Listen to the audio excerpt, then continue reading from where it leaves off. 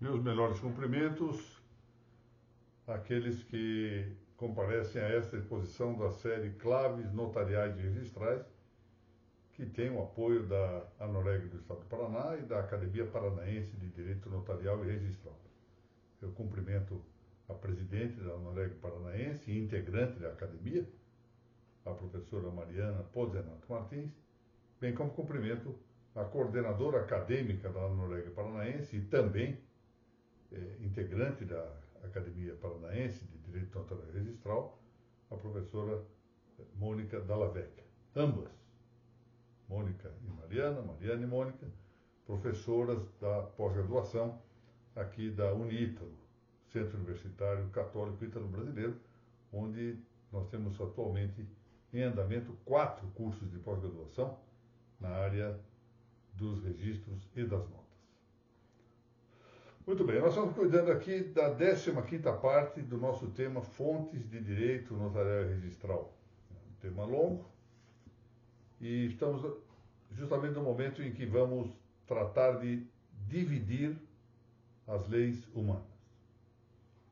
Vargas-Sommières, que é o autor que nos tem guiado aqui nessa tarefa de definir a lei e dividi-la em suas espécies, diz que as leis humanas possuem 4 objetivos. Primeiro objetivo, o de reproduzir, reiterar, repetir as prescrições fundamentais das leis da natureza, ou seja, das leis naturais e das leis divino-positivas, para que com essa repetição se robusteça aquilo que entre os homens é influído pela ignorância, pela paixão, pela leviandade, ou seja, como os seres humanos estão sujeitos à ignorância, são sujeitos a paixões e às vezes a comportamentos levianos, indiscretos, de maneira não adequada às circunstâncias, é preciso muitas vezes robustecer, fortalecer as prescrições das leis naturais e das leis divino-positivas, o que se faz mediante prescrições também da lei humana, que, portanto, declara o que já se encontra nas leis naturais e nas leis divino-positivas. Segundo objetivo das leis humanas é o de extrair dos primeiros princípios das leis naturais e das leis positivas divinas os efeitos ou consequentes de que muitos homens não se aperceberiam com facilidade. Então, de fato, algumas coisas nós não nos damos conta com facilidade. Pelo menos boa parte da nossa gente não percebe facilmente. Dessa maneira, como diz Vargas-Sommières, de um princípio, por exemplo, evidente de que o homicídio doloso, ou seja, o assassinato intencional de um ser humano, deva ser punido, isso é um princípio evidente, resulta, por exemplo, outras punições que não são tão claras, não são tão manifestas, tão expressas, como é a vedação do homicídio doloso. Sim, por exemplo, a punição do aborto, a punição do duelo, a punição do homicídio por imprudência, ou seja, do homicídio culposo. Um terceiro objetivo das leis humanas está em determinar o modo de execução das leis naturais e das leis divino-positivas. Como devem executar-se as leis naturais? Como devem executar-se as leis divino-positivas? Porque essas leis naturais e divino-positivas não têm, especialmente as naturais, chamemos disso, as divino-positivas até poderiam ter, mas as leis naturais não têm esclarecido o modo de sua execução. Motivo pelo qual esse modo de executar as leis naturais deve ser objeto das leis humanas. Quarto objetivo está em suprir as lacunas das mesmas leis, o que se impõe pelo fato de que são normas universais, ao passo em que, me refiro às leis naturais e às leis divino-positivas, são normas universais, ao passo que, em muitas situações, há exigência de ordenação em um quadro de circunstâncias variadíssimas. Há um exemplo muito interessante que nós podemos aqui referir. Não há a menor dúvida de que a lei humana deva, para a boa ordem do bem comum, do bem da comunidade, castigar o homicídio doloso.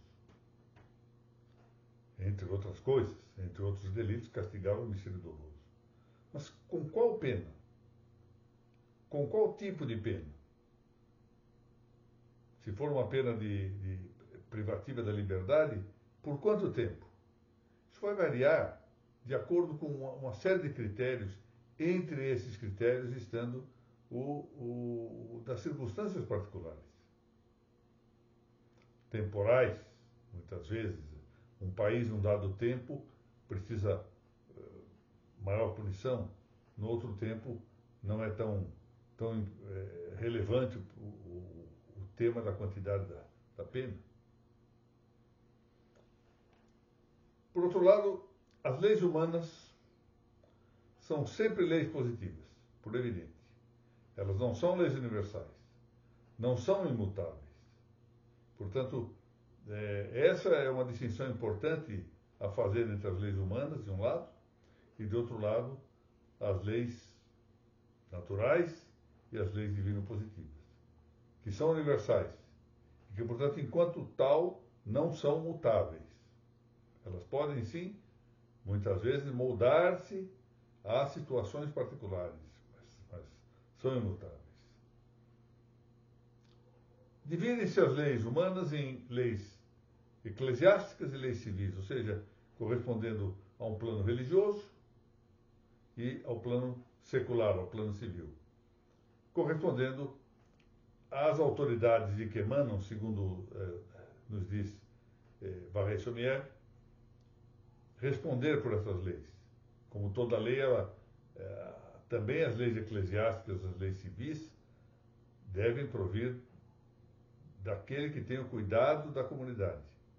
No caso das leis eclesiásticas, são os romanos pontífices.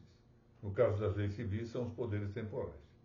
Ou seja, o primeiro critério de divisão das leis é o da fonte de sua criação, Deus ou os homens. Por sua vez, as leis civis, ou, noutros termos, as leis seculares, comportam subdivisões segundo as muitas condições históricas e segundo as circunstâncias atuais dos vários povos. Nós já deixamos dito, as divisões variam conforme os critérios em que se procedem. E é por esse motivo, por exemplo, que esse é um grande pensador na área da gnoseologia, José María de Alejandro, um autor espanhol, afirmou que todas as divisões são artificiais. Ele tem razão, todas o são. Porque as divisões podem considerar, sob numerosos aspectos, o parcelamento de um dado objeto. Nessa mesma linha, podem as leis dividir-se segundo diferentes critérios. Por exemplo, aqui eu menciono um autor importante na área da filosofia e da teologia moral, Marcelino Zalba.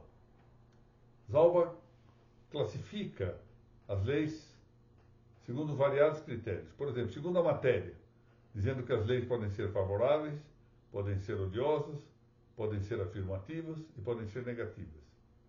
Segundo a forma, a lei pode ser escrita e não escrita. A lei costumeira. E também as leis que nascem da praxis. Segundo a índole, uma lei pode ser preceptiva, pode ser penal, pode ser mista. Segundo a extensão da obrigação, pode ser geral, pode ser particular, pode ser singular. Aí estão as indicações da lei singular, referível ao que nós chamamos de leis de efeitos concretos. Segundo seus efeitos particulares, uma lei pode ser obrigatória, pode ser permissiva, pode ser irritante ou pode ser punitiva. Lei irritante é aquela que leva à nulidade. Segundo seu atingimento imediato, uma lei pode ser territorial, se aplica segundo o território, ou seja, geograficamente considerado, pode ser pessoal, aplica segundo o critério da pessoa e não do território, ou pode ser mista, considerando ambos os critérios, pessoal e territorial. E, por fim, pode dividir-se a lei segundo sua promulgação, em lei natural e lei positiva. Vejam, portanto, que há um número imenso de considerações a fazer, nós não faremos aqui, naturalmente não é o objetivo da nossa exposição, mas que mostra como a lei apresenta múltiplos aspectos a serem suscetíveis de exploração, de desenvolvimento. Muito bem. O nosso objetivo é mais restrito. Nós estamos aqui cuidando das fontes do direito notarial e registral. A esse desiderato era e é importante considerar que coisa é a lei e qual a sua divisão, para nós entendermos, na sequência, se elas estão bem ou mal consideradas no que diz respeito ao seu papel fontal, ao seu papel de fonte do direito notarial e registral no Brasil. Bom, na próxima semana, a exposição se dedicará, de modo bastante particular, à indicação das fontes legais, ou mais exatamente, de algumas das fontes legais do direito notarial e registral brasileiro. Isso nós veremos sem intuito, o que talvez fosse até mesmo quase impossível, sem intuito de exaurimento da matéria. Por agora ficamos com essas indicações, com que nós terminamos a chamada parte introdutória ou parte geral, que diz respeito à definição e divisão dessa fonte específica do direito notarial e registral, que é a lei de caráter subconstitucional. Muito obrigado a todos. Até a semana que vem.